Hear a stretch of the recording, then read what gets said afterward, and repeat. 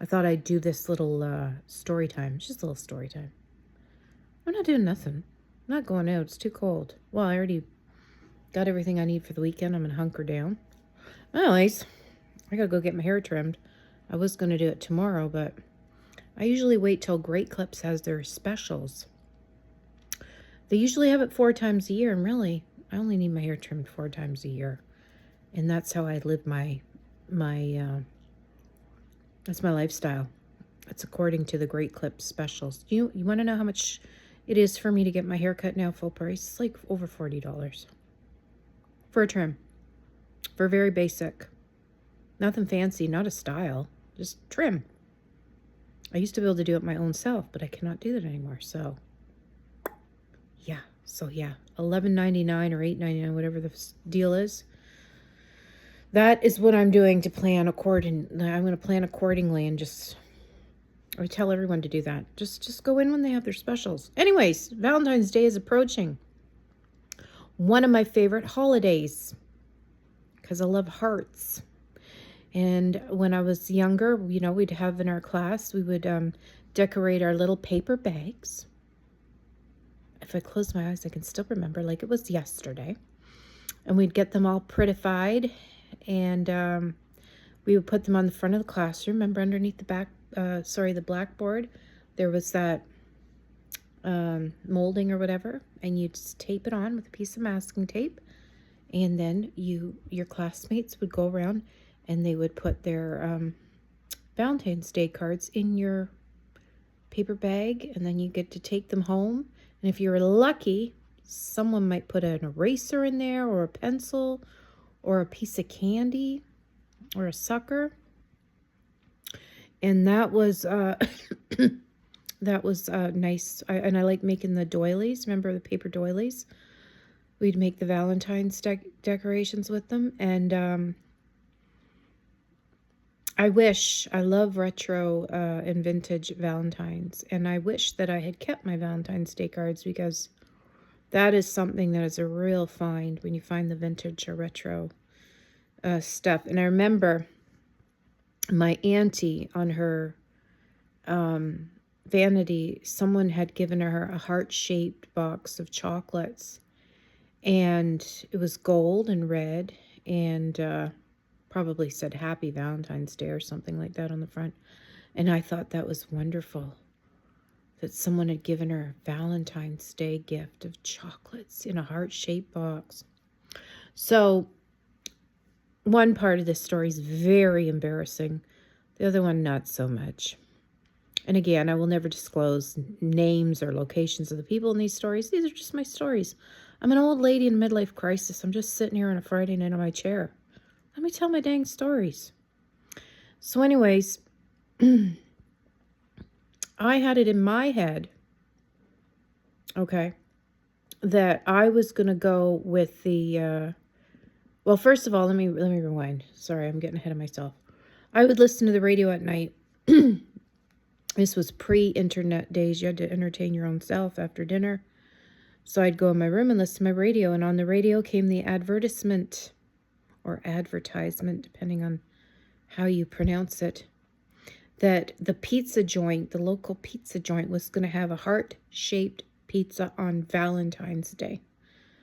And oh my, I was just smitten by the whole idea of sitting across from the most popular boy in school and sharing a heart-shaped pizza, because maybe it would lead to marriage, or perhaps some win-world romance or something like that. But anyways, I was only in grade 4. Yeah, that's how much of a dreamer I was. I had dreams and ambitions of biggest. I had delusions of grandeur. Perhaps a psychiatrist would say that. I think that I was just a dreamer and imaginative and very creative. But hey, who am I to say what's right and what's wrong? So I asked this kid if he'll accompany me to this fancy pizza restaurant, and which he says yes. And I'm all giddy, and I'm going to get all dressed up in my bestest joggers and sweatshirt, and I'm going to go with him to this place. But, I'm in grade 4. I have no recollect, like, I don't know how the logistics of all this is going to work. First of all, how are we going to get there? It's quite far from our houses, so I got to ask my mom to drive us there and to also pick us up, to which she agrees. And she even agrees to give me the pizza money, which, was a really nice thing. But anyways, kicker is I got to bring my little brother with me. Oh boy. And he's got to bring his older brother with him. This is not the romantic dinner that I had played out in my head. So we go, and it's not anything that, like it had played out in my head, and then my mother on top of that was very angry because I had paid for the pizza essentially, and she had assumed that the boy and his brother were going to pay for their portion of the pizza, but in all seriousness, I had given the invite, so I guess the whole thing was, I was going to pay for it as well because I invited him. And that in itself was, my mother was very agitated with the whole scenario, and that to me was just so mightily embarrassing. I was so embarrassed that my mother had confronted his parents for the money for the half of the pizza or whatever the heck, maybe.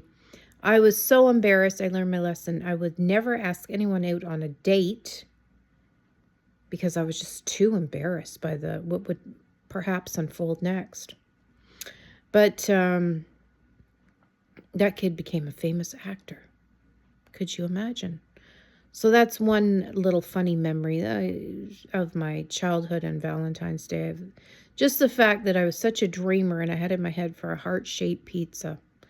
And later on, I couldn't even eat in front of other guys. So, anywho, then the next story. In your lifetime, you'll go through many winners. You will go through many losers. And I don't like to refer to people as losers, but you know what I'm trying to get at. And I was dating this guy. And it's so important to date with intent.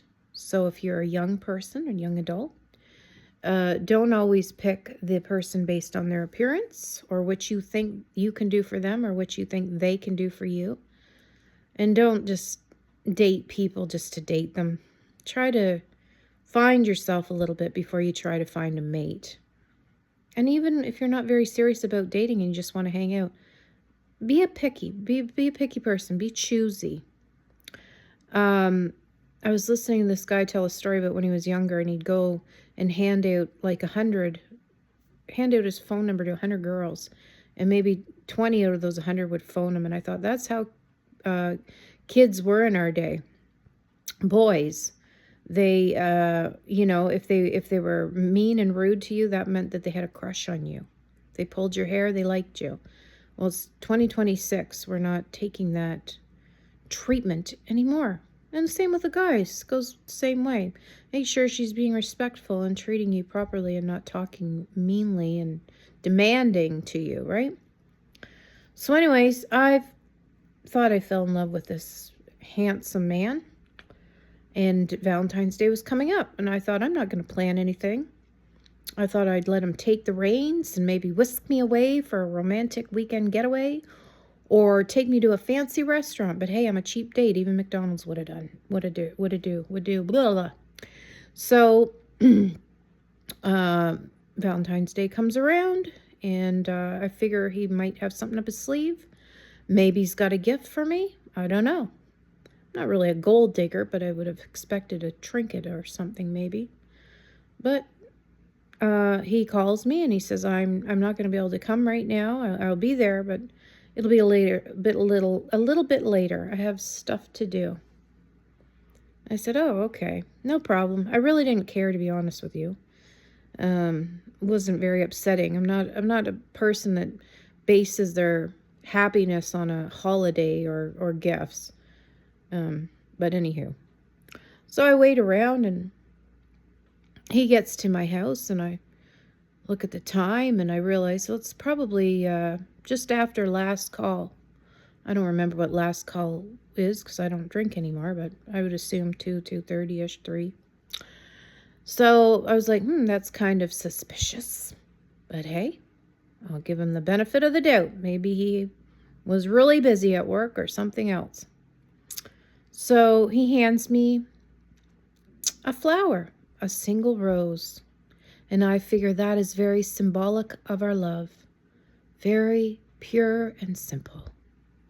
And I'm happy with the one rose. That's fine. Even though roses are not my favorite flower.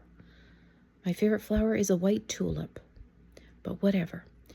And it's, it's late. I'm tired. I just set the rose on the counter, figuring that when I wake up in the morning, I will cut it and put it in the vase and all that good stuff. So the next morning I wake up, I go into the kitchen. I'm going to, do what I need to do with this rose. I pick it up and I realize it is crushed. It is a single rose and it's not even perfect, which again, could be a symbol of our love. It's imperfect, but beautiful as well. So I look at it's crushed. I still cut off the end of it and put it in the water with the food or whatever. And I figure to myself that he probably went to the bar that night and he either bought that rose for some other girl and she left it behind in his car and he decided, I might as well give it to me, give it to her. Or someone at the bar left the rose behind on the table and he just snatched it and thought, oh, let's bring this to her. You know how the little rose lady goes around the bar every night? I don't know. They used to sell them for $5. Now they're probably $10 or $15. But yeah. But I'm not heartbroken. I don't feel a way about the story. It is just a story that I have in my head. And every time I see a rose, I think of that gentleman who I don't have any animosity towards, but I think of a gentleman who gave me a broken rose.